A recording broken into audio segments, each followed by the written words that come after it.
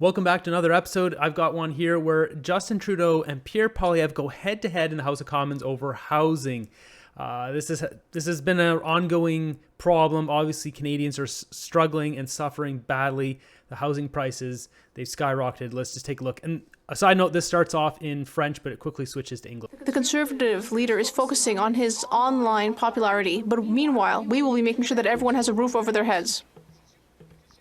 But, Mr. Speaker, people do not have roofs over their head. After 8 years of this Prime Minister, housing costs have doubled. Toronto's the worst housing bubble in the world, and Canada has the worst mortgage bubble in the entire OECD. Yeah, so this is true. Toronto is now the worst housing bubble in Canada. I used to live out near Toronto in Niagara Falls area, and back then it was 2007. It was just before the crash in 2008, 2009.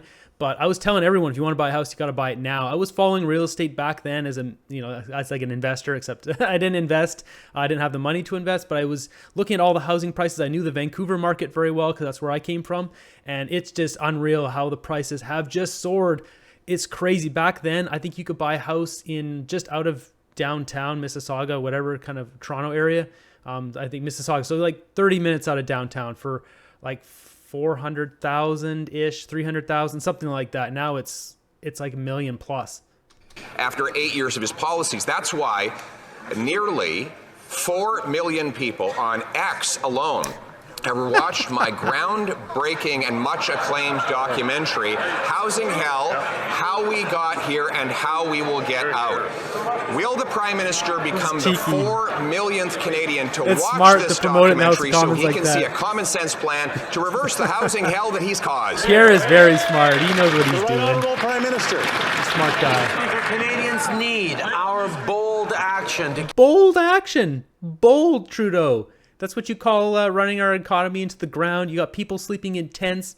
We've got tent encampments in every major city in Canada now. That never existed before. I've never seen a tent encampment except in Vancouver in the downtown east side, Main and Hastings kind of area. If you've ever been down there, that's been there for a long time. I moved down to Vancouver in 2002 when I went to Vancouver Film School, and we often had needle junkies coming at us with needles and threatening to inject us with all sorts of stuff if we didn't give our backpacks up. That was basically the only tent encampment I had ever heard of or seen of in Canada, and it was the worst crime rate in Canada in that area. Now we've got tent encampments everywhere, except it's not needle junkies. It's just, the carpenters and nurses and butchers and bakers and candlestick makers all living on the streets now. Like it's absurd. Keep moving forward on the problem of housing affordability. Unlike the Conservative leader, we know that the federal government plays an essential role in leadership in housing. On this side, we're making historic investments in... He's sitting there having to read everything because it's like he doesn't even know what he's doing at his job there. Like he just doesn't know anything. So he's like, oh, give me the paper, I'll read it. Housing, we're linking public transit dollars to housing density, and we're working with cities to modernize and accelerate the way we build homes.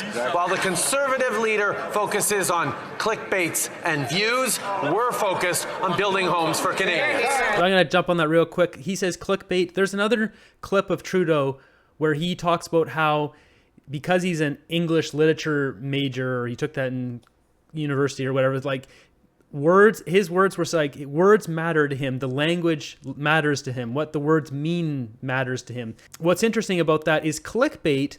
I know something about that because I've been on YouTube for a while now. I've got 82 million views across my channels. A lot of those were on my channel that was unfortunately deleted. It was hacked by a Russian hacker, and YouTube just decided to delete it versus giving it back, which is a whole other story, which has caused me a massive financial strain here. But the definition of clickbait is when you promise one thing and you deliver something else. It's bait and switch. If you watch Pierre Poilievre's documentary, there's no clickbait. It's all delivered facts. It's truth. It's honesty.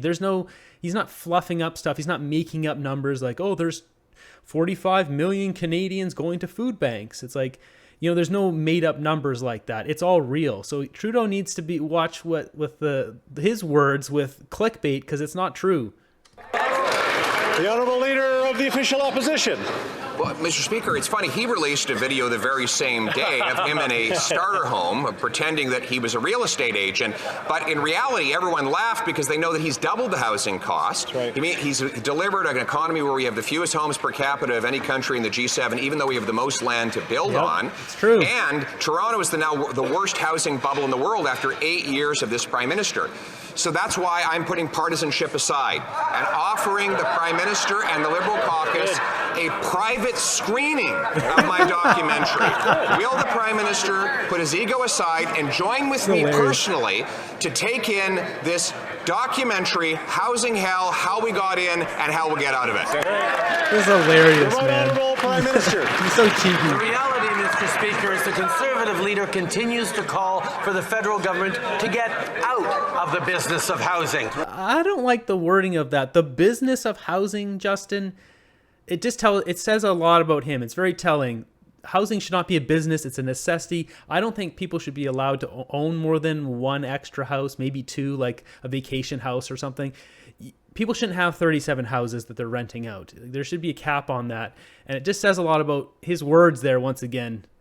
And we will not repeat the same mistakes he made when he was housing minister under Stephen Harper. Right. He shouldn't talk about that. That's why would he bring that up? Housing was $1,400 a month mortgage back when Pierre was housing minister, and now it's $3,500 a month.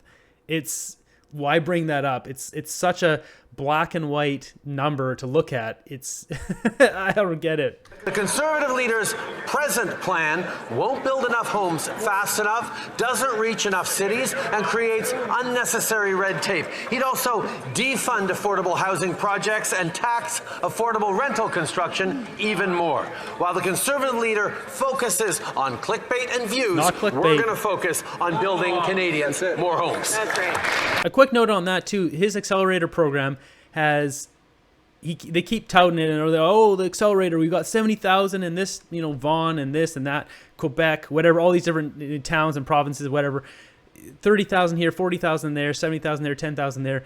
If you add them all up, they don't even account for the number of immigrants that the government is bringing in yearly. There's 500,000 immigrants slated for this year, 2023, 2024, 2025, and they got 2026 on the board with 500,000 as well. You're not going to be in power by then, buddy. And they think 2 years ago they brought in 1 million.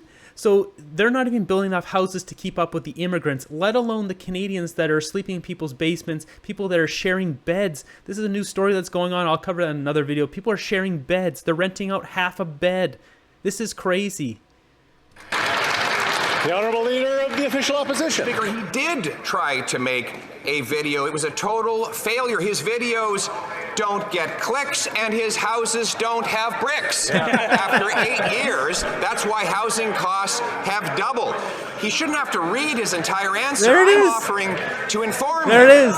If he would just take 15 minutes away from his photo ops, he can watch my brilliant documentary on X or YouTube with a common sense plan to require cities permit 15% more homes, give them bonuses if they exceed the target, require transit around every new federally funded, require housing around every federally funded transit station, and sell off 6,000 buildings. This is common sense. Let's bring it home. Yeah, so what's interesting about that is I used to live in Vancouver near Science World. If you know that area, it's near downtown. Terminal Ave there's a bunch of land. It's government owned.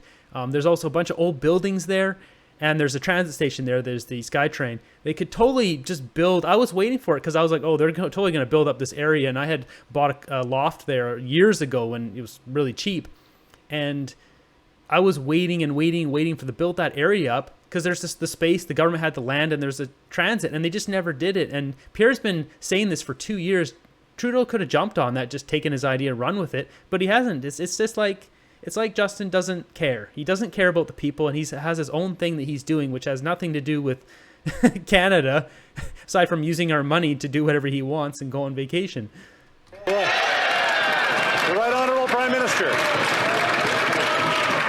Mr. Speaker, the Conservative leader's plan is to pick fights with municipalities, to create more red tape, and to withdraw funding for affordable housing and affordable apartments. That's not a plan to build more housing, but he has demonstrated that he's extremely satisfied with his ability to spread misinformation and disinformation online, which, yes, I will admit, he's very good at. On this side of the House, Mr. Speaker, we're focused on delivering solutions for Canadians. We're focused on building more housing for Canadians, not focused on self-aggrandizement like the Leader of the Opposition.